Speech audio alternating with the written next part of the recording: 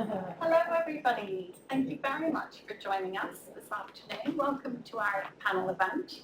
I'm Emily Christensen, I'm Niccola Shearman, and we are the conveners of today's event, but also the curators of the exhibition at the gallery with the same name, with graphic intent. The exhibition showcases the Courtauld's rich but little known collection of works on paper by German and Austrian artists who are loosely associated with Expressionism. And it's supplemented by 4 fabulous loans from 2 lenders who have provided some wonderful additional material, and we're enormously grateful to them.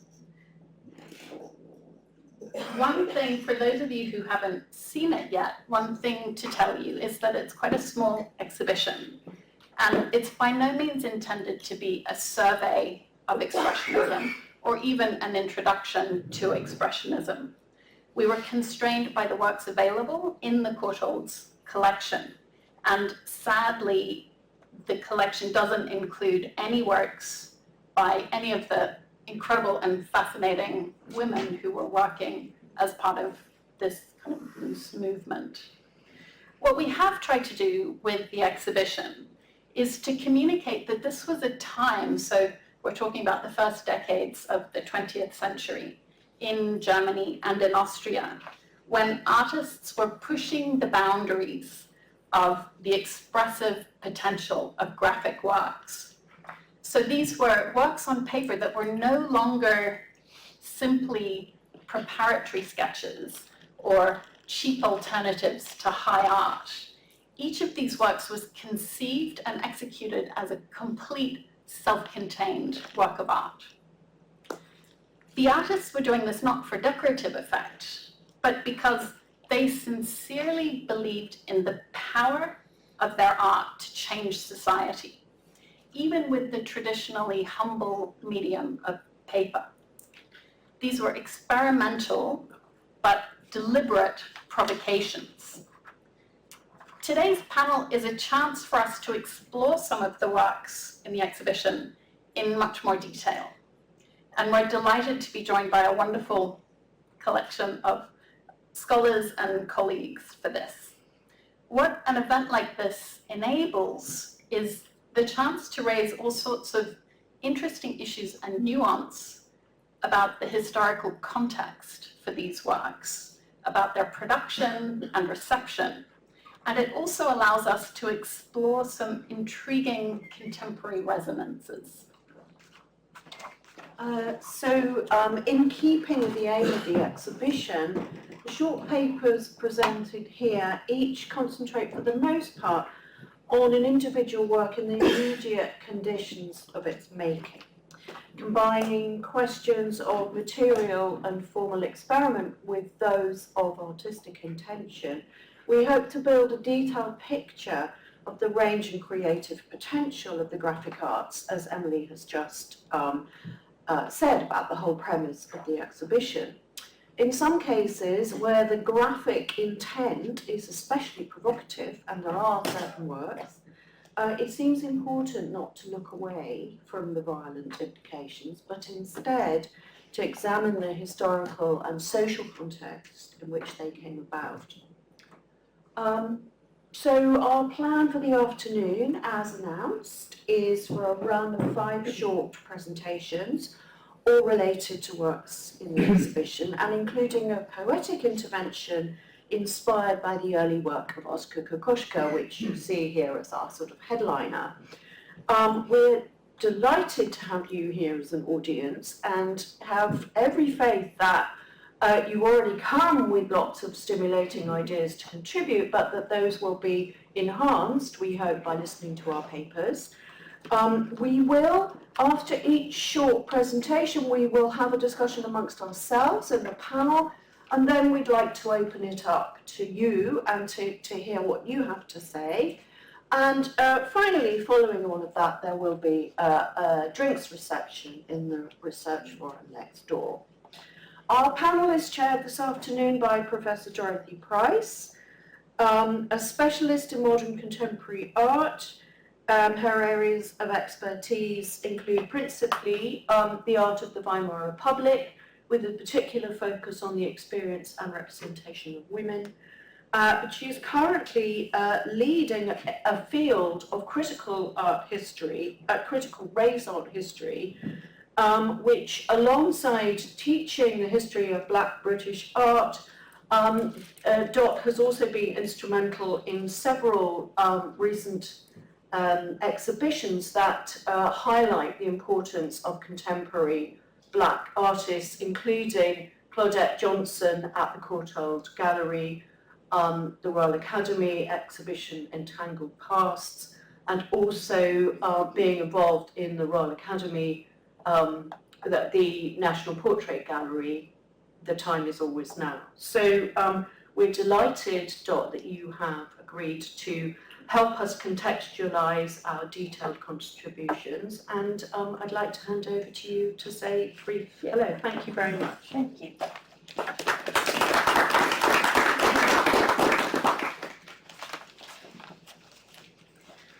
Hi everybody, thank you for that, Vicky and Emily. Good evening, welcome. I should also add, I do have specialism in German Expressionism too. Yes. Just in case you're wondering. And I curated the RA's Making Modernism show with German women artists. And edited a book on Bauer writer. But that's fine. So it's my great pleasure to welcome and introduce our first speaker for this evening, great colleague and organiser, co-curator of the exhibition, Dr. Emily Christensen. And Dr. Christensen is an associate lecturer at the Courtauld Institute of Art. She teaches art in 19th and 20th century Europe, and in particular issues of empire, representation and Orientalism. And her research is focused on Orientalism in the work of Expressionist artists Wassily Kandinsky and Gabriele Munter. And she's published on these artists in the Burlington Magazine, World Art, Aesthetic Universalis and Manazia. And she's contributed exhibition catalogue essays on both Kandinsky and Munter for the exhibition Reorientations, Europe and Islamic Art from 1851 to today at the Kunsthaus Zurich in 2023, and for Tate Modern's 2024 Expressionists exhibition catalogue. And the title of her talk this evening is Amazons and the Übermensch, Women's Bodies and Meaning in Otto Dix's Lament of 1913 to 15. Thank you, Emily. Thank you, Dot.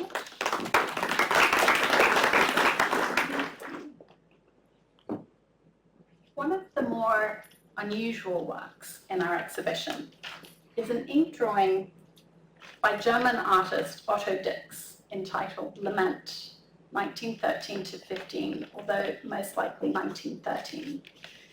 It's a difficult work to navigate, so I want to spend a moment explaining what we are looking at before delving deeper. Lament depicts 4 naked women, all in poses of despair. The heads of 3 of the women, is this? Yes, okay, good. 3 of the women droop down, and here. And the 4th woman is looking directly at us, her eyebrows furrowed and her mouth open in a silent scream. As always with Dix, his depiction of women's bodies conveys as much as their faces about the meaning of the work. The figure at the top right kneels facing us with her legs spread, the darker patches of ink showing Dix's particular focus on her exposed vulva. The figure to her left leans away, squatting, with one knee up. You can see there. Her head, arms, and breasts all hanging lifeless. The 2 figures at the bottom of the sheet are more intertwined, with one lying on her side, with her head down, and the other crouched maybe behind her, seeming to cradle her. There is an implied violence here. Something has caused these women to be naked, vulnerable, and in despair. It's difficult to disentangle the content of the drawing because of the technique that Dix has used, a jagged, almost aggressive line. This also contributes to our response to it. His frenzied line work shows that he scratched his ink pen across the paper, up and down repeatedly to produce each contour. The resulting tangle of lines gives the naked skin on these women the appearance of having been lacerated. This impression is enhanced where Dix's working process seems to have caused his nib to catch, and the ink has bled dark blotches onto the page. Rather than discarding the image as ruined, Dix has incorporated these marks into the work, using these apparent accidents of material to evoke bodily fluids, particularly blood, and enhance the suggestion of violence at play. Careful examination of Lament under raked light reveals instances where Dix's gestures were so vigorous and uncontrolled that even when his pen ran out of ink, he carried on scratching ink-free lines that scored deeply into the paper. And these are particularly visible on the splayed thighs of the kneeling woman. Complicating our understanding of the work is the inscription along the base, which comes from Psalm 137 in the Old Testament. They sat by the waters of Babylon and wept, and had their harps hanging on the willows. The three instances in the drawing of precise, controlled, parallel lines represent perhaps the harps in the psalm. As suggested by the title of the work, the psalm is a lament that expresses the grief and longing of the Israelites during their exile in Babylon, and its words and meaning would have been familiar to Dix and his contemporaries from its inclusion in German Lutheran liturgical practice and as a well-known Lutheran hymn. As a subject, it would have signaled an expression of deep sorrow and evoked a musical context. It's noteworthy that Psalm 137 was not a common subject in the visual arts, but where it was depicted, the figures tended to be clothed and their demeanor sad but restrained. In no other instance have I found this subject represented to suggest that violence has been done to the women, that their sense of despair is not only emotional but visceral. There is no theological or art historical reason for them to be portrayed naked, nor for this suggestion of sexualized violence. Dix's decision to depict the women in this manner is evidently the product of a deliberate artistic strategy. But why, and to what end? In order to make sense of this confusing and disturbing work, we need to examine some points of relevant context. First, I want to talk about another ink drawing that he produced around the same time, and then I want to look at what he was reading avidly in the period. Dix employed this unusual jagged line work only for a short period in his artistic career, mainly between 1913 and 14, and a little bit into 1915. There's one particular example from around 1913 that displays some noticeable parallels in terms of technique and the female subject. And that's this work called Battle of the Amazons. In this work also, we see the naked female figures with distorted bodies, some of these also with their heads tipped down in defeat, others with their mouths open in clear signs of distress. Although a different subject matter, in this case with a classical rather than biblical origin, the naked women present a thematic, compositional, and stylistic approach similar to Lament, although here they are paired with active male warriors. Battle of the Amazons was a relatively popular subject for German artists in the 19th and 20th centuries. including for Max Beckmann, who had painted it in 1911.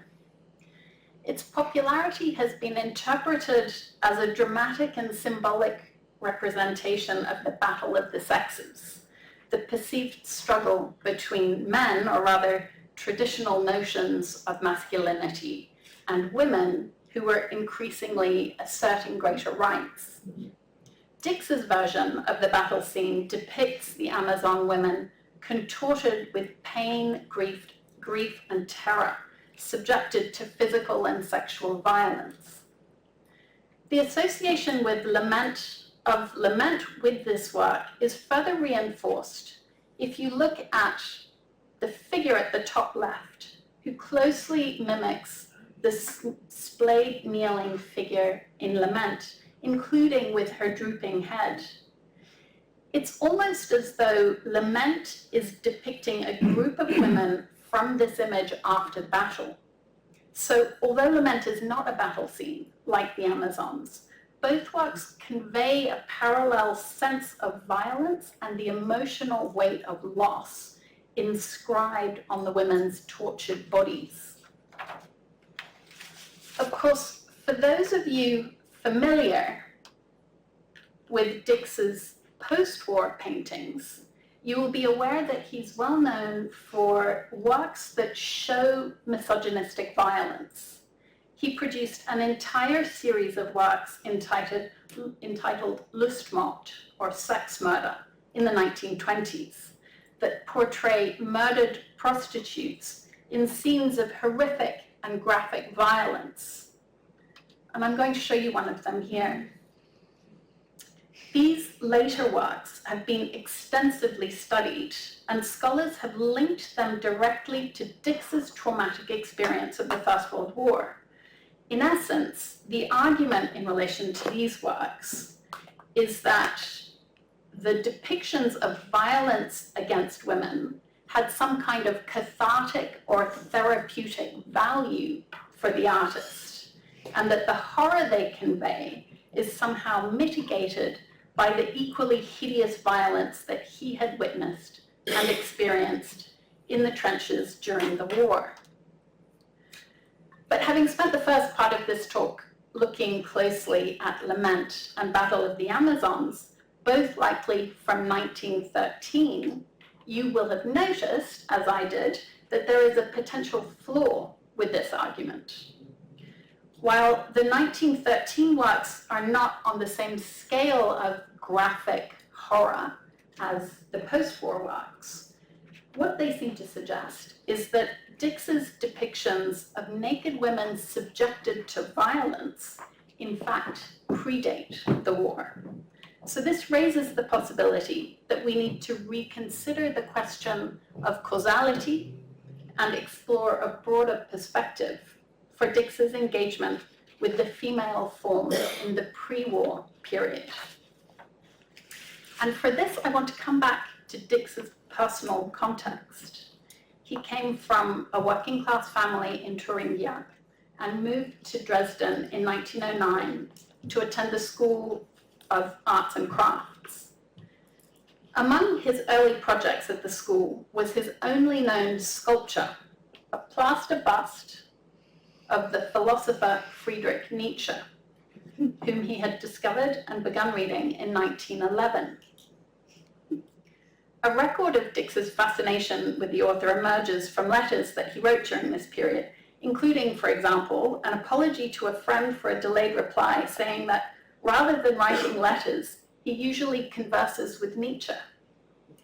Nietzsche's books, written in the late 19th century and very fashionable in intellectual and artistic circles in this first decade of the 20th century, consisted of brief, provocative, metaphorical stories and aphorisms. Although collectively they resist depiction as a coherent philosophy, key ideas emerged that found fertile ground amongst a generation of young men born into a world governed by rigid social strictures. Among Nietzsche's primary ideas was the conviction that Western society was in decline because of its thrall to hypocritical bourgeois institutions like religion, so famously God is dead, but also the state, marriage, morality, and even the notion of virtue. In place of bourgeois rules and morality, Nietzsche encouraged a form of individualism predicated on the primacy of the self over society. This was the introduction of the Übermensch, or Superman. The way that Nietzsche proposed overcoming the constraints of a disappointing and deluded bourgeois selfhood was to embrace the struggles that expose us to the visceral extremes of life: joy, sex, pain, violence, death, grief. These sections of Dix's own copies of Nietzsche's books show heavy highlighting. So here already is part of Nietzsche's relevance for our analysis of Lament. His encouragement of provocative material that would shock society from its complacency. But how can we reconcile Dix's biblical subject with Nietzsche's disdain for religion? In the first instance, it's a paradox that never seemed to worry Dix. He's known to have taken only 2 books with him when he went to war, Nietzsche and the Bible. But it's possible that Nietzsche's disdain might be precisely why Dix felt compelled to represent the psalm in this provocative manner. What could be more shocking than presenting biblical subjects as naked and violated? Another possibility is that in drawing on a biblical reference that was known for its emotional intensity, doubly so with Psalm 137, with its musical setting as a hymn, he sought to enhance the work's power to evoke an extreme vision of human suffering. This brings us to Dix's treatment of women's bodies.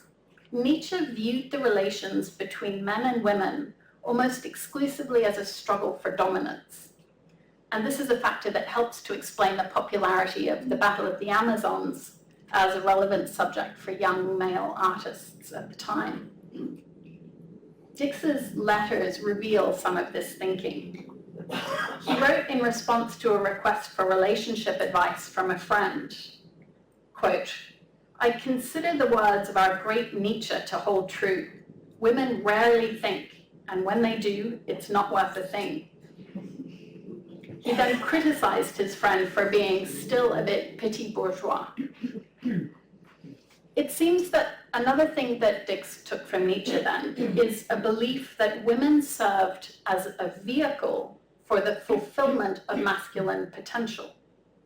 Women's bodies, whether biblical, Amazons, or prostitutes, were used by Dix as a primary location for men to experience life's extremes: sex, violence, disgust, death.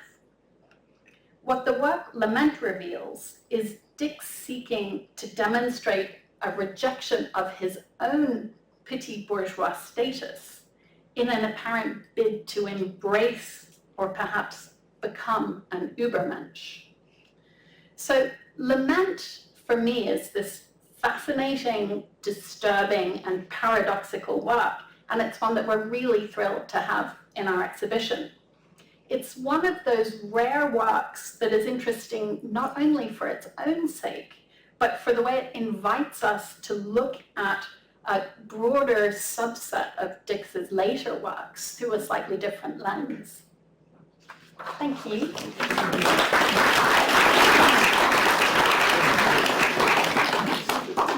Thank you very much, Emily. And I should just say we're going to take questions at the end when we've heard everybody's papers, and we have a discussion at the end, just in the interest of time, to make sure everyone gets their time to present as well. So our next speaker is Dr. Anne Grosselli. Anne received her PhD from the University of Edinburgh in 2024 and is currently an associate lecturer at the Courtauld. and Edinburgh. Her research focuses on intersections between the art and theories of Wassily Kandinsky and studies in visual perception. Anne's most recent published research is a chapter entitled Abstracting Empathy, Wassily Kandinsky and his Artistic Interpretations of Visual Perception in the edited volume History, Practice and Pedagogy, Empathic Engagements in the Visual Arts. And she also contributed to Tate Modern's 2024 Expressionist exhibition catalogue as well. And the title of her talk this evening is X Marks the Spot, or Spots, in Kandinsky's graphic works. Thank you, Anne. Thank you.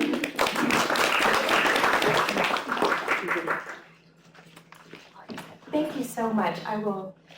Thank you so much for inviting me here today. I think I've expressed my enthusiasm 100,000 times. It's just a real treat to be able to talk about these works, and as Emily and Nikki introduced, really do some close-looking analyses with some of these works in the show. Of course, the two of which I'll be focusing on today are by Kandinsky, and they were particularly fun to think about in terms of this lens of visual perception. So in that regard, I'm going to be pivoting into a completely different direction than the talk we just heard from Emily, but hopefully you will find it stimulating. So at first glance, the two works by Wassily Kandinsky in the exhibition with graphic intent, a woodblock for his print Lyrical from 1911 on the left, and an untitled brush and ink drawing from 1916 on the right, may not appear related. The former is a minimalist, rhythmic interpretation of a horse and rider motif, while the latter fills the page with exuberant strokes. However, both serve as interesting touchstones for Kandinsky's experimentations with abstraction, and I will discuss how these two works share points of intersection, literally and theoretically, in their schematic constructions, and I'll also be pulling in a collection of other examples to sort of contextualize these two. So to start, connections can be made in relation to Kandinsky's interest in the perception of sound through the musical score-like undulations in the drawing and the insinuation of sound in the woodblock's title. The resonance of music for him is a well-known factor in his inclinations towards non-objective representation, especially in his pursuit of capturing its effects in visual form. The formlessness of music was not only a driving force in his visual experimentations, but his appreciation for dissonance and atonality in the construction of a harmonized whole, which was of theoretical interest to him too. So this point is particularly significant for today's discussion, as I used the perception of sound as something of a gateway to think about the role played by visual perception in Kandinsky's practice. So this begins with a brief explanation as to how, when he relocated to Munich to begin his career in 1896, the psychology of visual and aural perception were intermixed in the field of experimental psychology, which had been formally established by Wilhelm Wundt only in 1879. Studies of compositions of melodic patterns were carried out by Christian von Ehrenfels, who explored the differences between sensation and perception and coined the term Gestalt, which means form or shape, in his 1890 essay on Gestalt qualities. And I should mention, knowing all of these names, it's absolutely no need to commit these to memory. This is really just to give the context. So I'll be mentioning a handful of names, but really the crux of the argument, of course, lies with how Kandinsky utilizes these theories. So Ehrenfels postulated that because a musical melody is made up of individual notes that create a unique composition, the melody can be recognized when playing in different tones. Ehrenfels' findings derived from studies conducted by Hermann von Helmholtz, who tested the qualities of sound, the physiological properties of music, and the ways in which the ear interprets harmonic music versus dissonant noises. Helmholtz's ideas explored how, quote, the ear resolves all complex sounds into pendular oscillations, end quote. He prefigured Kandinsky's thoughts as to how spoken words move through the ear and, quote, cause vibrations of the air, which moreover impinge upon our consciousness through the intermediary of the eardrum, producing a nervous reaction. It is in this way that one should approach a work of art. experiencing the direct abstract effect, end quote. So this concept of how sensation develops into perception by way of physiological response permeated studies on aesthetics at the turn of the century as other theorists followed in Helmholtz's footsteps. And these here are just, they're examples of the kinds of images that were circulating in texts related to philosophy and psychology and science, and how these theorists relied upon instruments, such as the one on the right, in terms of testing their theories on vision and also sound. So studies such as these eventually developed into the field of Gestalt psychology in the 1910s, which will bring us to Kandinsky's works. And this was based on the principle that the eye perceives optical relationships between basic geometric stimuli. The discipline was founded as a new branch of study and as a new science when Max Wertheimer published experimental studies on the perception of movement in April 1912. Coincidentally, the Blue Rider Almanac, co-edited by Kandinsky and Franz Marc, appeared in May of the same year. The 1912 essay by Wertheimer stood at the beginning of the formulation of theories on what's called apparent motion and visual perception, in which he focused on the five phenomenon, contending that a sense of motion can be created optically by flashing two lights in quick succession. I've noticed this on train rides, on planes, on, as you're sort of taxiing, it's sort of indicating a sense of forward motion depending on which direction that the lights are moving.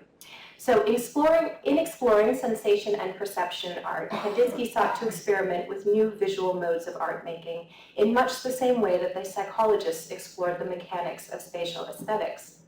In his quest to, quote, replace the missing object in art, for example, Kandinsky experimented on numerous occasions with sketching schematic diagrams and utilizing visual apparatuses for his canvases. Exploring how compositions could be held together without the traditional representational structure, he thought about how the suggestion of vertical, horizontal, and diagonal lines, obvious or not, could create a kind of tension within a balanced structure, seen here in notes by Kandinsky on the left, and an example of notes by Gestalt psychologist Karl Bühler, so both interested in this concept of tension. So to do this, Kandinsky studied how the eye naturally links structural elements, and that if a succession of shapes leads in a particular direction, the eye follows and is led through the composition. So visually tracing those suggested lines became part of the actual and subliminal underdrawing. And you can also see this principle illustrated in a diagram on the right by psychologist Theodor Lipps, which dates from 1897, basically that our eyes fill in the X shape because of how we've been sort of conditioned to perceive. But what's interesting is how Kandinsky applied these ideas to the schematic structure of his overall compositions. On the left is one example of notes, which outlines his use of grids, which helps him think about the existence of a central point to guide the viewer's line of sight. And he also experimented with the idea that there could be more than one central point, in quotes, in any given work. He accompanied his notes with sketches of two rectangular drawings at the top, one with a central point embedded within a grid pattern made of horizontal and vertical lines, and the other with a central point fixed within a latticework of diagonals. In the note, Kandinsky identified the three different elements that could serve as the central point, together with the effects that each one have on the viewer. So you can kind of make out the German here. He writes that drawing, color, and content have an effect on the picture. So color could yield a strong energy that has an effect on the eye and mind specifically, and the psychic content could directly affect the soul. And these elements could, according to Kandinsky, be brought together in different permutations, so long as the picture is divided into center or centers and further graded forms. So now applying these postulations to lyrical, which was produced by woodblocks such as the one on view with graphic intent, and was included as part of the Blue Rider Almanac of 1912. Color and line together create a visual balance that insinuates loosely the form of an X with a reliance on triangular structures. So for example, the triangle created by the two red areas, along with hints of trees at bottom left, which look a bit like arrows, a point to which I'll return in a moment, resonates as a visual anchoring device. So even his small triangular signature with a K inside of it falls along the diagonal sight line on the right. The horse, I suppose, according to Kandinsky, the horse flies through the triangular frame with the yellow marks of the rider forming the central point. Like the X, the triangle is a particularly stable form, a concept which Kandinsky had expressed in another set of notes, a diagram for which is in the upper right. So you can see he's connecting this X and creating two triangles that touch. And it's worth noting that only slight adjustments were made in the final painting, particularly in his color choices. A part of the process of visual distillation for Kandinsky included giving form to personal associations, symbols, and recurring motifs, which became central and critical ingredients in his works. One such symbol is indeed the horse and rider, as seen in the form carved out of the woodblock and in representations of St. George slaying a dragon. As is indicated by the wall label in the exhibition, the horse and rider are regarded as representing the need for spiritual regeneration in art. His motifs of St. George are thought to take this representation further, symbolizing the actual slaying of materiality and modernity. Through multiple iterations and experimentations, Kandinsky would simplify St. George on horseback into a 3 shape, not unlike the squiggle seen in Lyrical here, that is outlining the jockey, with a diagonal line shooting out from it indicating the lance. And you can actually see this symbol in the center of painting with white border, which he made after a trip to Moscow in late 1912. Interestingly, in many of the preliminary drawings he made for different paintings, Kandinsky explicitly relied on central X configurations as binding agents between lines, shapes, and color combinations. In this analytical drawing for painting with white border, the basic compositional elements nearly match those in the final work. He used arrows and broken lines to show momentum, and around these markings he placed different elements, including an outline for what would become part of the white border at the bottom and the right side of the page. A few points of intersection also show how he created multiple centers with this piece. So for the final painting, Kandinsky shifted his previous points of intersection, centralizing one in particular, the horse and rider with the long white lance, a partial diagonal line embedded within an incomplete hidden X. In another example, a study for Black Spot 1 from 1912 on the left, a diagonal chromosome-like X shoots through the composition and is surrounded by quadrilaterals and amorphous shapes, overdrawn with a distinct grid to show their placement on the picture frame.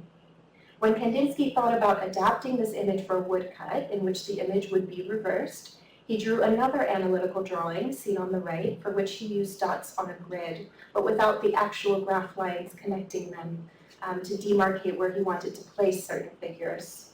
When connected, the dots on the page can form an X and a plus sign intersecting across the center of the sheet. Interestingly, the different possibilities of connecting these dots together were later illustrated in much the same way in his second major book, Point and Line to Plane, from 1926. In the final works, Woodcut for the painting Black Spot and the painting itself might seem to be an expression of freedom of line, but it is instead highly calculated, as the preparatory studies bear witness. This visual skeleton was not often overtly visible in these early compositions, though at a certain point, Kandinsky would adopt them as standalone visuals, as seen here. We're jumping a little bit in time to show how, when dealing with abstraction especially, the structure of the canvas becomes even more important. So as Kandinsky expressed in his notes on color, form, and line, these elements become the load-bearing contents of the artwork, creating repetitions, parallels, and diagonals, in line with principles set forth in Gestalt and proto-Gestalt psychology. With the stability offered by X configurations and triangles, Kandinsky could include all sorts of floating elements in his works, such as those seen in one of his lithographs from the Small World series, which he made at the Bauhaus. This utopian burst of cosmos might very well refer again to St. George, this time the horse and rider reduced to the X itself, a sharp red diagonal line, or a lance, our only clue. So this brings me back to the perhaps more apocalyptic and frantic drawing from 1916, a work fitting for its time which Kandinsky made in Russia.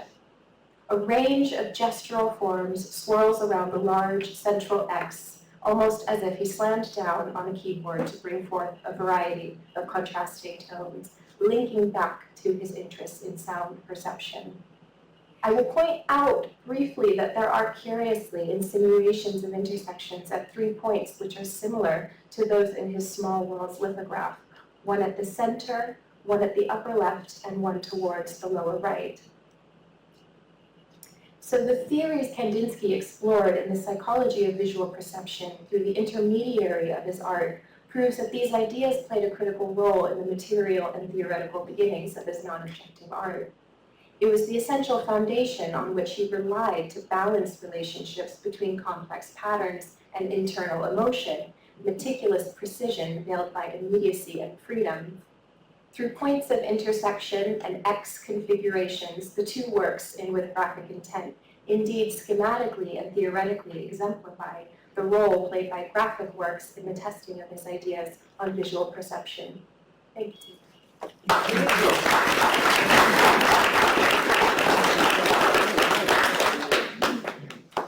Thanks. Thank you very much, Anne. And again, if you have questions for Anne, hold on to them, write them down, hold on to them, and we'll come back to them. So it's my great pleasure to welcome and introduce our next speaker, Dr. Niccola Shearman. Nikki is an associate lecturer at the Courtauld, and she's held academic positions at the University of Manchester and is a regular contributor to Courtauld short courses. Her teaching concentrates on art in Germany and Austria, from the early 20th century, late 19th century to 1945. Her research into the modernist woodcut print combines theories of empathy and the psychology of vision in questioning the emotional response to the medium in the aftermath of the First World War. Her article, Emotional Viewing, was published in a special edition of the Journal of the Northern Renaissance in 2023. And she also contributed to Tate Modern's 2024 Expressionist exhibition catalogue. You'll see a theme emerging here. She's also writing on an émigré Viennese artist and is co-editor of a volume of essays forthcoming in honour of our late dear departed colleague, Dr. Shulamit-Bear. And the title of Dr. Shearman's talk this evening is Material Obsessions, Ernst Ludwig Kirchner's woodcut portrait of Dr. Ernst Ludwig. Thank you.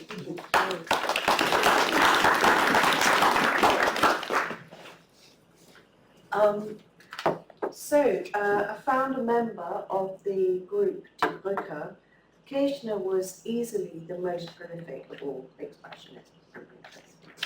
On the subject of material obsessions here, we can, for instance, ground this claim in the fact that his oeuvre includes over 2,000 prints, 1,000 of which are in woodcut. That's about one separately carved block of this kind of intensity every week for his working life. For Kirchner and fellow artists, the close manual engagement with the resistant material brought a physical element to the already very agile creative thinking that is involved with printmaking. And because the process is visible in the finished image, there was a sense of satisfaction brought by an explicit material authenticity. That was the language that was used here. Looking closely at the conditions of this work's making, including the important professional patronage of the sitter here, my paper will put it in context of a series of portraits in woodcuts, which, according to the former director of prints and drawings at the Berlin Museums, represents the high point of Kirchner's oeuvre altogether.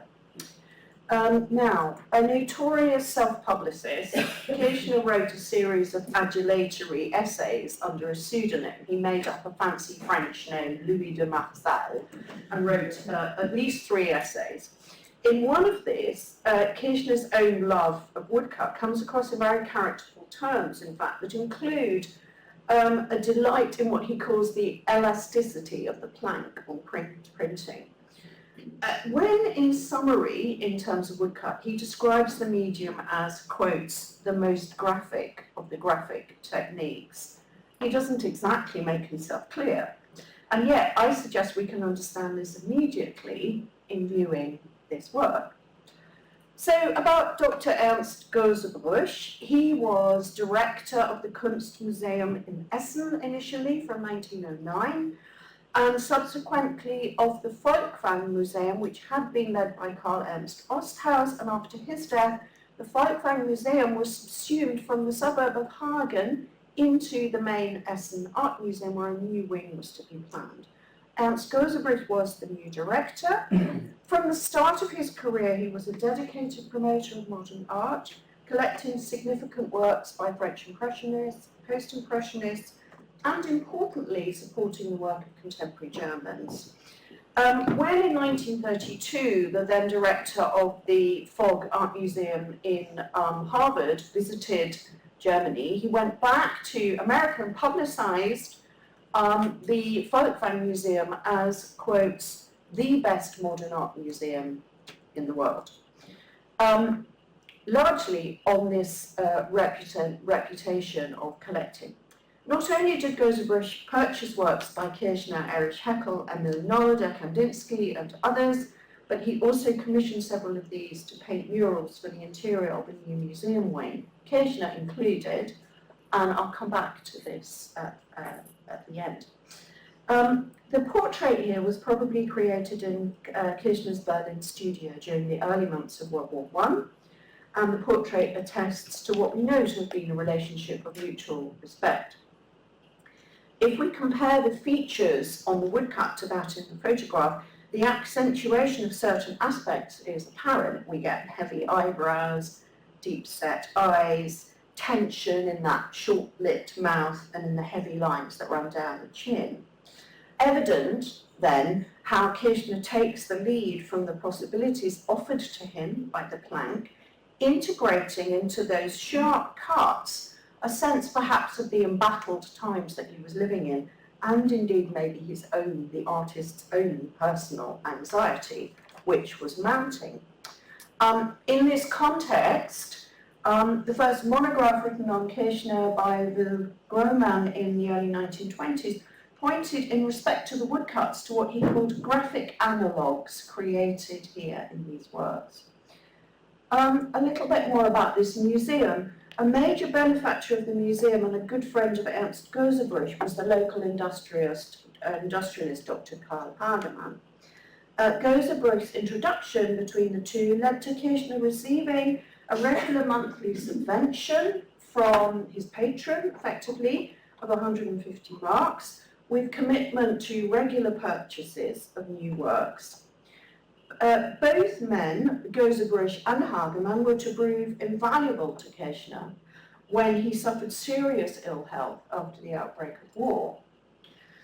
In the spring of 1915, when it was clear he would soon be enlisted and most likely sent straight to the front, Kirchner signed up instead to an officer appointment in a field artillery regiment, beginning with a period of training in Halle.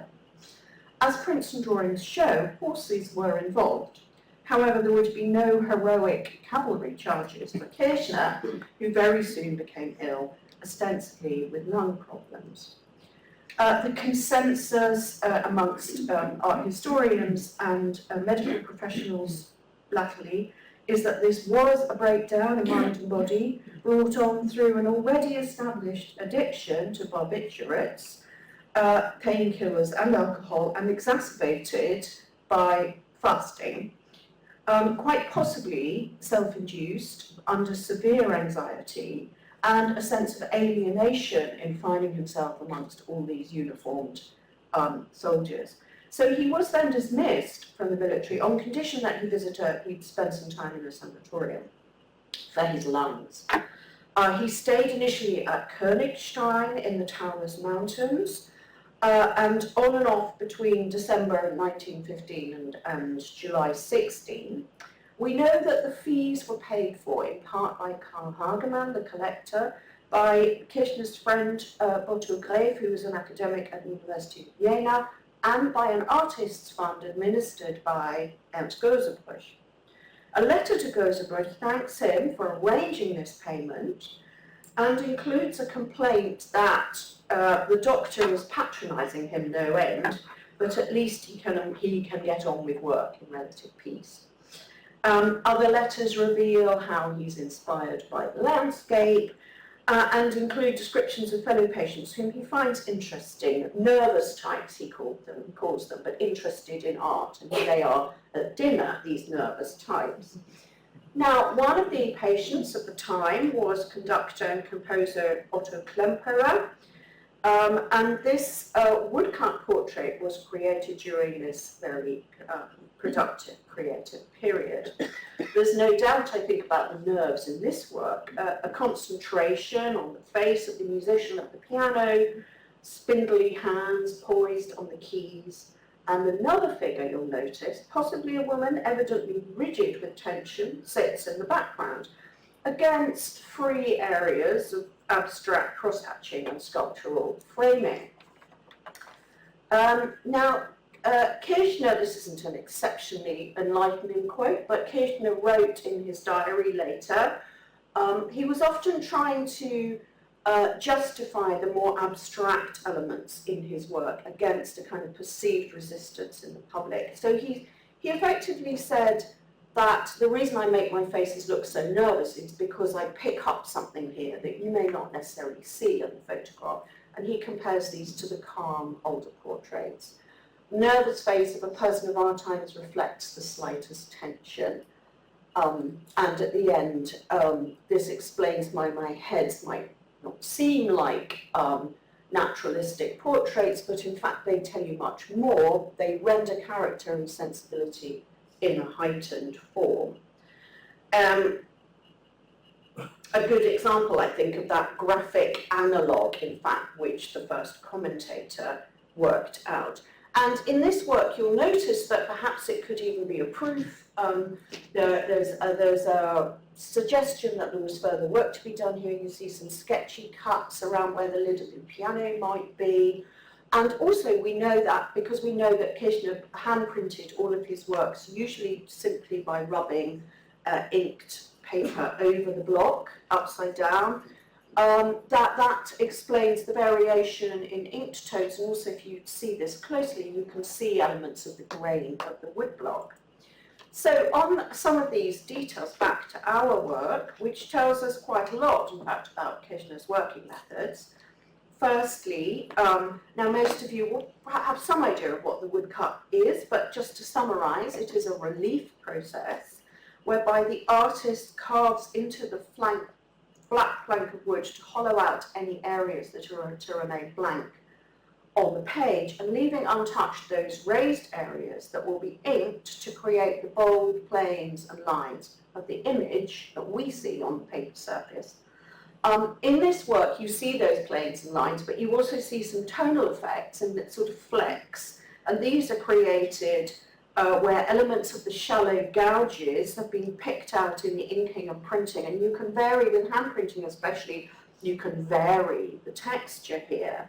So I've done a little bit of research into other versions of this print, and this is a scan sent to me by the Kirchner Museum in Davos. So we can if we compare their version of the print to our version, it might look initially like it's quite different. It's much lighter, even though this is obviously slightly poor digital image. There's much less shadow on the face, particularly the hair is sharpened up. In fact, I think this is just a separate printing from the same block. There's no evidence that the actual matrix has changed. So that's not a second state. There is, however, a second state of this block, and this always shows where an artist has been working at a particular image, either for exhibition, occasionally for publication, although not in this case. So in Harvard Art Museums, there is a second state, where changes have been made to the block, and there isn't really time to go into what those might be, but you might, if you look between right image, which is the second state, and left image, which is the first state, you will see, firstly, that the artist has considerably planed away those flecks on the face and in the background to leave a much stronger contrast. He's sharpened up the hair, but there's more than this. He's also straightened up or continued the lines that cause the framing at the top of the image, and he appears to have changed certain relationships between dark and light. Now this would, because with a woodcut, once you carve something away, you can't put it back in, this would involve creating a small segment of block and printing it over the top, or indeed some use of perhaps brush and ink, and I think that might be the case. You might also see that the eyebrows have been extended considerably. Now, there's another in the catalogue, which, again, this is an image from a catalogue from the 1990s. There's another image that suggests that possibly there was a third state, and the difference here is that there's a continuation of that black plane from the sitter's left shoulder over into the background, particularly strong. But actually, because nothing else much has changed in this image, again, I think this is probably a case of either using a stencil or working at the image. So clearly this was a work that the artist was serious about. And what interests me, apart from the detail of the sitter, is also the background, which turns out to be a feature of the portraits of this era. A mixture here of abstract and largely abstract elements, but particularly perhaps an intimation of an asymmetrical framing that might indicate the role here of the sitter as a curator. And this is significant because we know that Kirchner took great interest in the framing of his paintings and works. And that's actually the subject of the current exhibition. Sorry, here's all the different states. I should have set that up earlier. The current exhibition at the Kirchner Museum in Davos is about Kirchner's frames, in fact. So here's some more on these portraits, all of which have significant backgrounds or framing. And I'll tell you a little bit about the context here. Back in Berlin in late 1916, Kirchner suffered further severe anxiety, which led the following year to a retreat to the mountains at Davos in Switzerland. Inspiration from the landscape brought a renewed creative surge, but he proved unable to cope, and this time went for a longer stay at a sanatorium in Kreuzlingen. Despite his poor physical condition, which included a severe numbness in the hands and feet, and there were ongoing theories about why this might have been, he nonetheless embarked on an intensive series of woodcut portraits, and indeed was able to assert that this form of making gives him the surest light. So there was something therefore perhaps grounding, therapeutic in the making here. What you see here is a lineup of caring supporters who paid for his treatment and helped to arrange his treatment, and also in the middle a fellow patient, Leonard Frank. And these became, again, to show Kirchner's ambition here. He did in fact produce what he called the Kreuzlingen portfolio, and in each of these you see a background which I think conforms at once to the sort of elevated tradition of portrait painting and also to the integral material conditions of the woodcut medium. And I want to show you two really quite extraordinarily nervous works. These were both carved from either side of the same cedar block. He was at this point using largely either larch or cedar blocks, which give you a large flat plank, but in this case obviously slightly irregular. And here he's abandoned the rectangular framing, though he still includes much background. The self-portrait as a sick man is a striking exposure of his fragile state, and we'll note perhaps those particularly vulnerable hands, and also an extension of this nervous expression into the abstract background. Ludwig Shearman on the other side was a well-known Frankfurt gallerist And in fact, this is a rare print in which Kirchner produced a large print run, in fact, up to 180 copies, all printed himself. At this point, he had his own printing press up in his mountain hut in Davos. It is especially noticeable here how the vertical sweep of this irregular block has been used to accentuate the features of this Jewish man. Great fan of beard and curls at the side of his head that were largely true to life. And in the background here, fitting the vertical, the carved form evidently of one of Kirchner's nude sculptures. So I should finish up, but I want to just make two further points. One is on those hands and the nudes in Kirchner, which were famous in his earlier work. Here is the famous painting of Kirchner dressed in uniform with gruesomely severed hand and an unpainted nude model, both bearing visceral witness to the severance from those Arcadian pre-war years to which he can never return.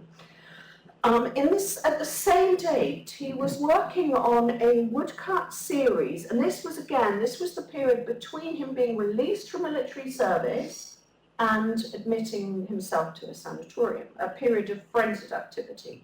He created 7 woodcuts on the theme of Peter Schlegel's Wundersame Geschichte, Wondrous Story, a sort of Gothic tale by Adalbert von Canister from the early 19th century, in which an outsider figure seeking to gain access to society falls for a trick of the devil where he sells his shadow for untold riches, then to discover that, of course, he is even more shunned by society because he has no shadow. So the series as a whole is a great example of Kirchner's colour printing techniques, and I don't think I have time to go into this, but I'm happy to take some questions about that because there are interesting details here, especially the fact that this, well, I should point out that obviously you can also perhaps see a form of the artillery hat here. So again, this is another self-portrait. And if we look at some of the interior works, we're in no doubt here that this is a self-portrait of what, in fact, Kirchner himself, when he wrote to one of his favourite collectors, said was a form of paranoia, which he felt was very generalised. I mean, he is using himself here as a self-portrait, especially this angular sort of contorted pose constrained within this box-like room. There's no doubt here that these are very self-reflexive. So just to come to my final points, when Kirchner then returned to the mountains in Davos, he, you might be able to picture, some of you who know Kirchner quite well, the painted landscapes that plunge the viewer deep into a kind of precipitous green. And equally, the woodcuts he created were marked by an exuberance of material qualities. This engagement with the material is something that the scholar Christian Weikhoff has called arboreal expressionism. This has to do with the immersive material and metaphorical associations of wood, both the organic structure and the forest symbolism. And it's nowhere greater than at these woodcuts created on his great relief on Return to the Mountains, where in depicting local people, he creates a kind of symbiotic rhythm between the individual features and the background, whether it's the wood of the mountain huts or the forest and the mountains. Now we can critique these for their primitivism perhaps, but the point is to have shown you, I think, how that portrait of Ernst Ludwig belongs in this intensive period. Finishing up with, just to round off the story, that Kirchner was in fact working on commission from Ernst Gosebruch for a large mural for the new space of the Folk Valley Museum, which sadly, due to economics and other difficulties, didn't come about. But this woodcut, which was in the collection of Karl Hagemann, with its date, perhaps says quite a lot about what came to end both Kirchner's career and also meant that Ernst Ludwig was forced to move from his position. Apologies if I went over a tiny bit, but thank you. Thank you very much, Nikki. Hopefully we'll have time to return to some of the points and questions. So it's my great pleasure to introduce and welcome our next speaker, Dr. Bernadette Reinhold. Dr. Reinhold has been director of the Oskar Kokoschka Center, Art Collection and Archive at the University of the Applied Arts in Vienna since 2008. She has held research positions at the Commission for Provenance Research at the Federal Monuments Office and on the Vienna Hofburg project, and has been a board member of the Austrian Society for Architecture from 2000 to 2005 and the Oskar Kokoschka Documentation Populaire since 2009. And her doctorate in 2017 on Kokoschka and Austrian cultural policy led to the publication Oskar Kokoschka und Österreich, Facetten einer politischen Biographie of 2023. Other scholarship and collaborative research projects include the co-edited volumes Oskar Kokoschka, Neue Einblicke und Perspektiven, New Insights and Perspectives in 2021, and Margareta Schutter-Lichowski, Architecture, Politics, Gender, New Perspectives in Her Life, in Her Life and Work of 2023. And in 2026, she'll publish unwritten biographies, Fractures and Continuities, Artists of the Angewandte, Vienna, 1933 to 1955. And the title of her talk this evening is Oskar Kokoschka's Murderer Hope of Women, Reflections on the Battle of the Sexes, Misogyny and Femicide in Vienna around 1910. Thank you very much, Dr. Reinhold.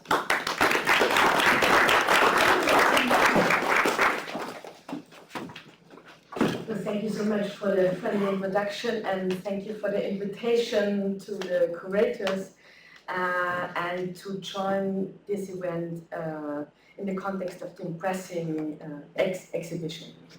So in the following I will speak about Kokoschka's play Murderer Hope of Women, and from 1909, and we'll build a kind of bridge to Emily's talk. But first I have to apologize that I will read my talk, otherwise I will run out of time schedule. So, Kokoschka attended the Imperial School of Arts and Crafts, the Karl Kunstgewerbeschule, the nowadays University of Applied Arts, Vienna, from 1904 to 1909. His teachers, some of the most prominent artists of the secession, Viennese secession, supported his career. Very early it turned out that Kokoschka was a multi-talent as an artist and as a writer. We will hear then later on about his book, The Träumende Knaben, the Dreaming Boys from Cat Hepburn after.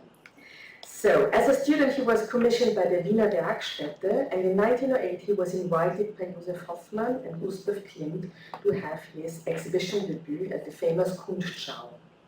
It became a big scandal, and Kokoschka became the enfant terrible, the Oberwildling of the Viennese art scene. The following year, in 1909, he was invited again at the Internationale Kunstschau, which had also works by Gauguin, Van Gogh and others.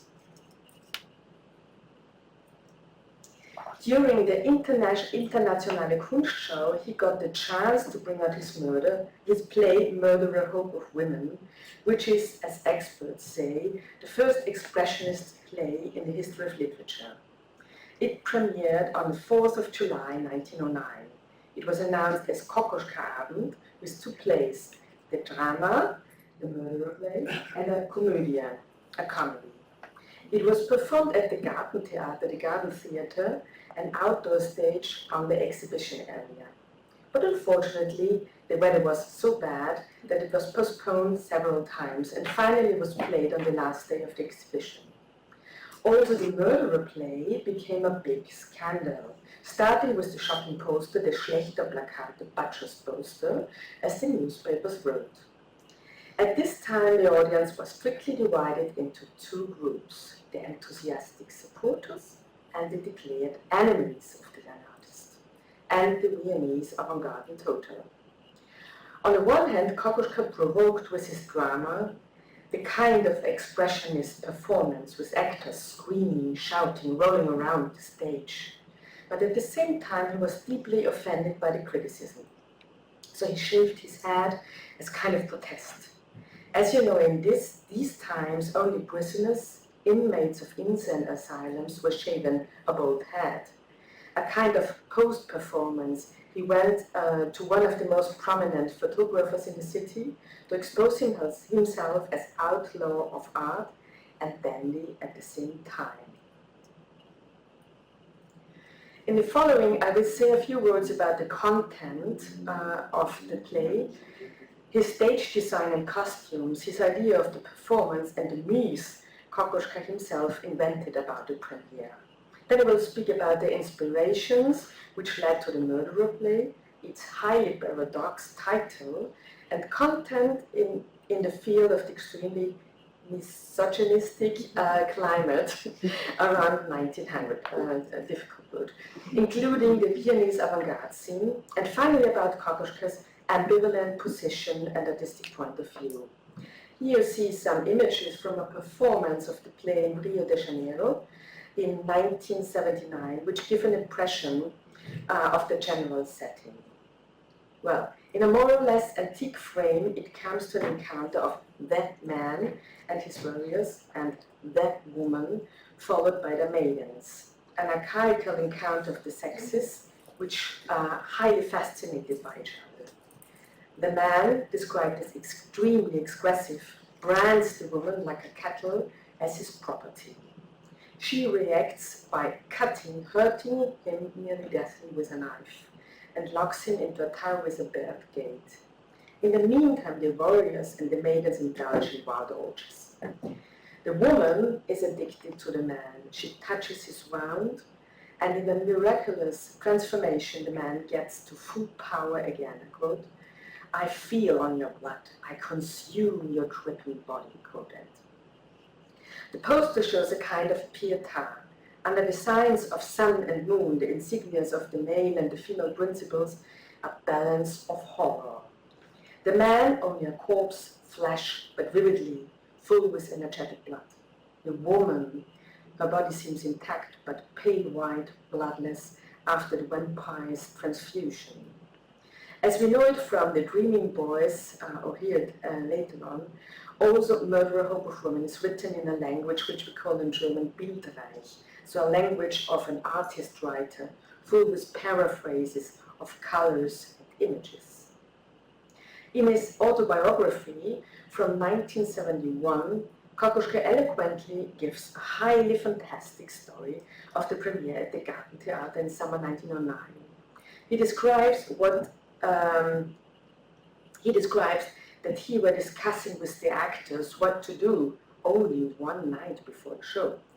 They should be more or less naked, just with painted skin, inspired by images, masks, sculptures, which Kokoschka knew from the ethnological collection of the Imperial Museums in Vienna. But we have to consider, Kokoschka was a great storyteller, always willing to bend the truth to make a good story even better. So in fact, everything was exactly planned. Although the performance had to bypass the censors as a kind of private performance, the actors of course had costumes, as we know from Romanian designs you see on the left side. A transcript with his notes and drawings from the very small black and blue painted stage demonstrate his ideas.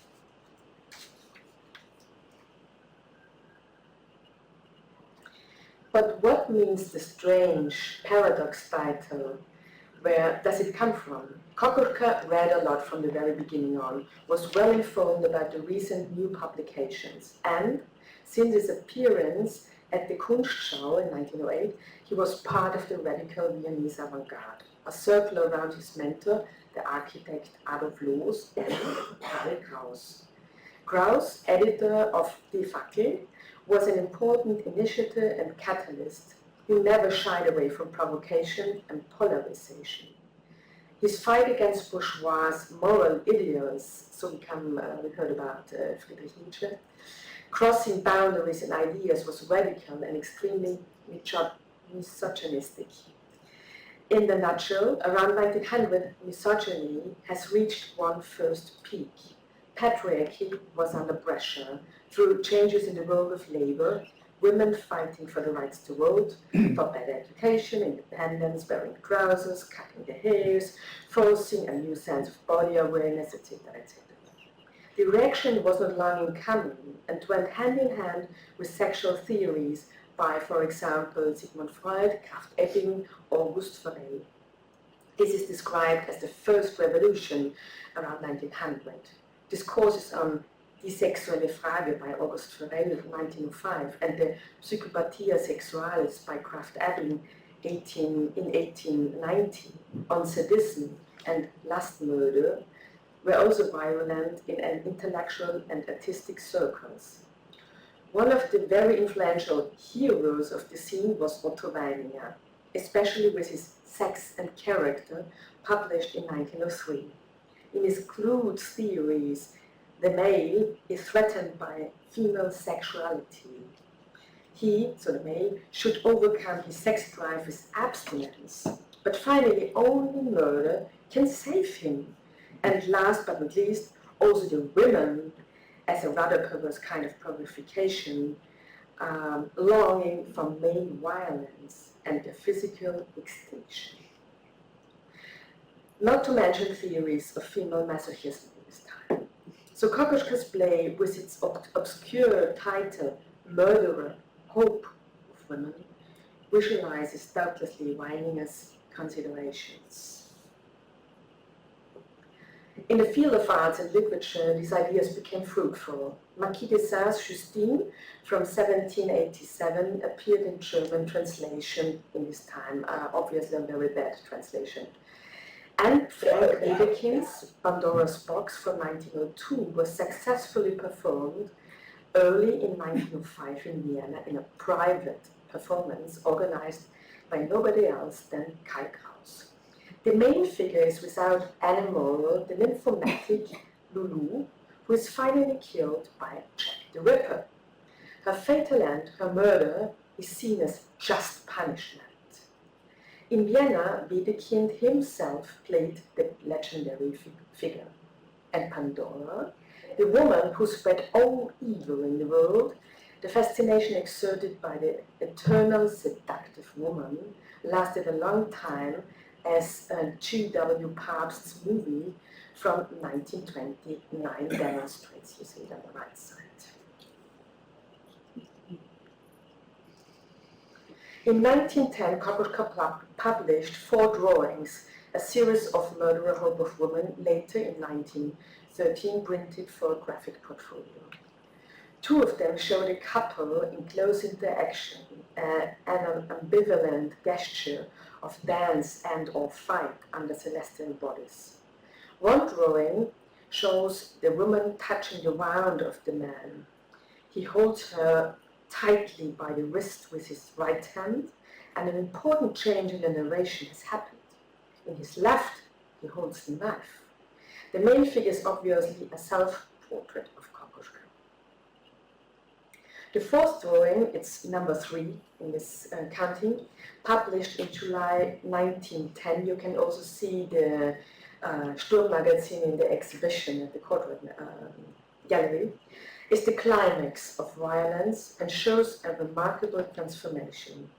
This figure of the murderer merges with that of the artist, mind Kokoschka's monogram OK on his arm, a martyr and rebel against the bourgeois society. Kokoschka repeated several times that he often visited the Ethnological Museum in Vienna. The spiritual force and expression of body paintings and tattoos had a great impact on him. The figuration of these murderer ink drawings seem to reinterpret ink tattoos, and they evoke the image of the wild man.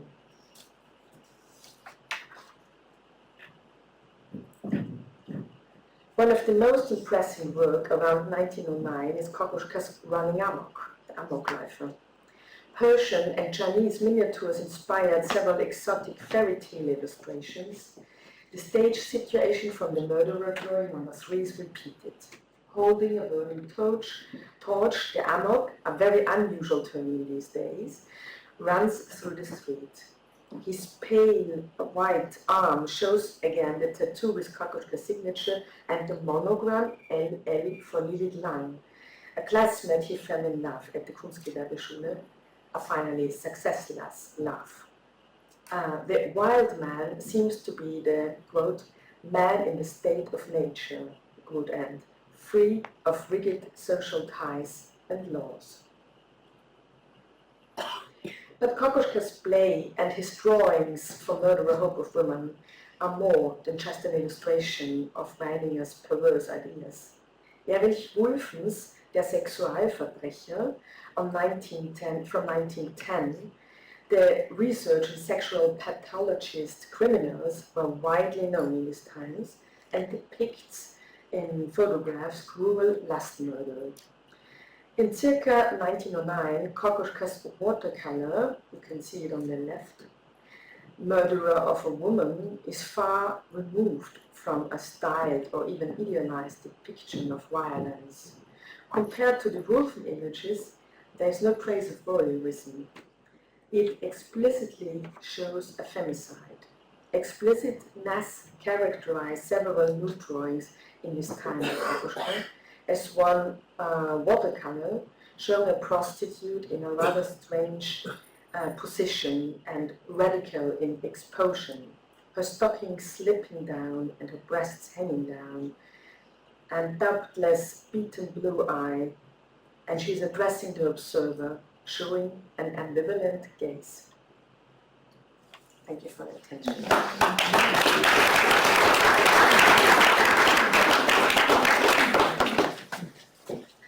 Thank you very much. And it's my great pleasure now to introduce our last speaker for this evening, Kat Hepburn. Kat Hepburn is an award-winning scriptwriter, author and copywriter based in Berlin. She writes for Screen, Stage and Page. Her second book, Dating and Other Hobbies, came out in 2021, the same year in which she was nominated for Best Writer at the Scottish Comedy Awards. Hashtag Girlhood, or just Girlhood, I'm not sure. The solo show she created based on her book of the same name debuted at the Edinburgh Fringe to 4 and 5-star reviews.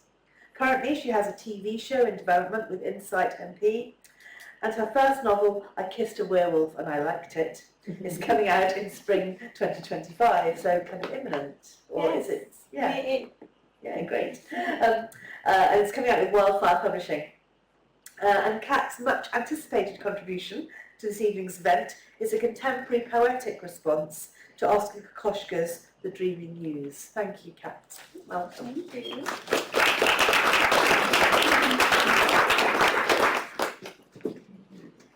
Thank you for that introduction, and thank you so much for having me today. It's quite nerve-wracking going after these eloquent, amazing speakers, and you all know so much about art. So, hands up, I'm not an art expert, but I was honoured to be asked to respond to an artistic piece. So, this was about 5 years ago, actually. I got asked to write a poetic response to this painting. So, I've actually not performed it so much. Usually I perform my funny poems about dating and other hobbies, as the book's named. But it's nice to do some of my more serious ones as well, so thank you for the opportunity. So when I was looking at the painting at first, I saw a woman who seemed very isolated, a young girl who seemed completely on her own with nobody around.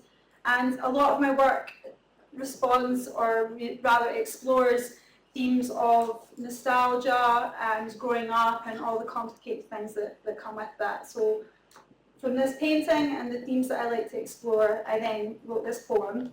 I should say a trigger warning. It contains themes of abortion. If that's uncomfortable for anyone, that's totally okay if you want to leave or if you want to take a minute to zone out.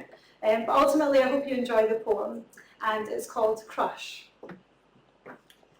Her nice and easy, brassy, yet somehow classy mane flows almost down to her bum. straightened to within an inch of its life with an iron borrowed from her mum. The smell of impulse, why not, and burning hair on brown paper surrounds her in a potent haze. She stays up late, smokes B&H ciggies out her window, and when her mum and stepdad go away, she has the sickest empties. An open-minded and sparky only child, she's allowed to go pretty wild. She has 2 pet mice. She named them Brittany and Christina. Her belly buttons pierced twice. Every 4th-year girl wants to be her. Her family is comparatively rudderless, sadly motherless. His house was built with bricks of testosterone and denial. His brothers spend most of their time pumping iron and bragging about pumping birds. They are pure tough guys, wee bit of rough guys, #1 buzz cut, knuckles cut up from scrapping at the weekends guys.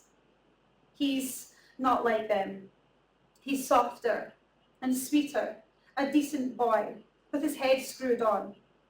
He doesn't get satisfaction from headbutting a random to shut him up. He thinks girls are special, not skanky little sluts. She paints on her confidence with lip gloss ease. The V of her thong sprouts from the back of her tight black skousers like blooming lilacs in summer. But best of all, she's not daft. She answers questions in class with intelligence and sass. The very knowledge of her presence makes his blood pump faster to places that he really wished it wouldn't. It cuts through paper aeroplanes and laughter. Sharing a maths classroom with her is pain and pleasure in equal measures. He does not talk about his feelings. He's learned from the best to internalise them. He has anxiety, but there's not a word for it yet. That will come way later in his 30s when he goes to therapy every second Tuesday like the rest of his arty middle-class pals. She's the one who asks him out, and he's shocked. He can't believe his luck. The prettiest girl in school wants to hook up. And in a few weeks, they go from messaging every day to kissing to second base, then sex. High on young love and exploration every chance they get. In her bottom bunk bed, next to the flower bed by Aldi. Back row of the cinema, watching that new film, Alfie. He doesn't wear a Johnny because his brother John Joe says it's like showering with a raincoat on. Didn't bother mate, it's bareback or nothing at all. Then, 2 little blue lines come along and spoil all the fun. She's 15 and has dreams of going travelling and then to uni, so there's no question about what to do. The word abortion is on the tip of both of their tongues. She's just not ready to be a mum. After the procedure, he can't find his words. They appear to have run away from home with his feelings in tow. All he needs to do is tell her it's going to be okay. But he stays mute, not knowing what to say. It hurts. And she's sensible enough to know that it was the right thing, whatever that means. But the real sting comes from his silence. It screams out to her like a void. She feels almost destroyed by that boy. His big-mouthed wee brother finds out, which means so does everyone at school. She takes a few weeks off to avoid the relentless rumour mill. Now he sees what she's up to from the odd social media post. He muted her years ago, but he still clicks on them from time to time. Her hair is now a graduated bob and light brown, and she has that same cheeky smile. I don't know the password. You just click it again and it will come. And she has that same cheeky smile. One day he sees a photo of her on his Instagram. She's beaming, holding a picture of her 12-week scan. By her side is a soon-to-be dad, a tall, sandy, coloured man with a beard and a beanie hat. It makes him realise that he didn't treat her in the way that she deserved. They were trying on adulthood like ill-fitting baggy suits that didn't suit them. Adolescence with no direction and too much affection and hormones, and he was just a prick. Would, or could, she ever forgive him? He badly wants to reach out to her, to tell her that now he's all grown up, he's found his words, and that his brothers were a bunch of dafties, and that he hopes that she's happy and knows that she was his first true love, and he thinks about her lots. His thumbs are poised like stalemate snakes to write all of this out in a DM, but He just gives the photo a like instead. Thank you. If you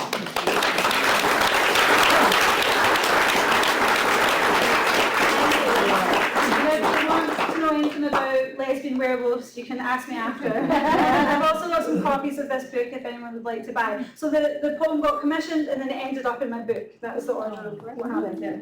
Thank you. Lovely. Thank you all so much.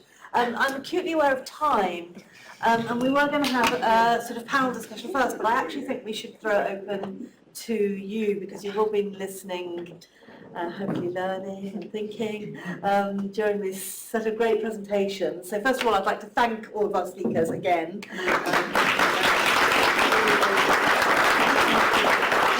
A really sort of rich and illuminating set of papers and poetic responses to help us think more about the exhibition that's also in the project space, which if you haven't seen the exhibition with graphic intent, it's in the Courtauld Gallery in the project space, free entry to the project space.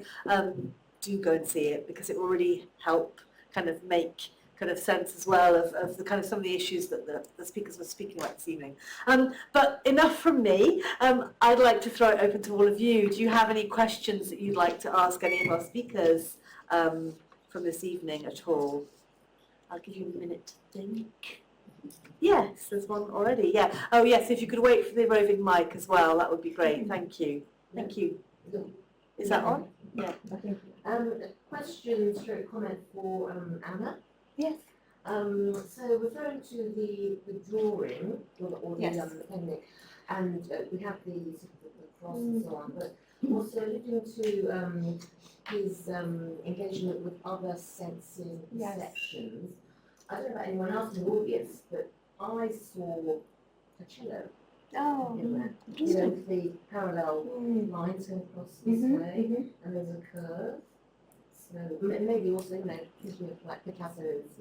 yeah, absolutely. I don't know if it's, well, thank you so much for that observation, because I think that's absolutely in line with, you know, the ideas with which he's experimenting.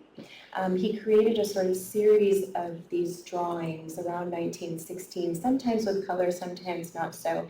And this was the only one that had this very sort of swooping semicircle. And so it's certainly something to think about and look into. You could be absolutely spot on with that. I did see, I think we had a conversation when I first saw the exhibition that we saw the sort of musical notes and the score. So it could absolutely be in reference to a more overt sort of instrument as well. Thank you. Anybody else? Anything they want to ask or observe? Yeah, there's one from there. Thank you. Well, thank you very much. Thank you, everyone. Anna again. Yes.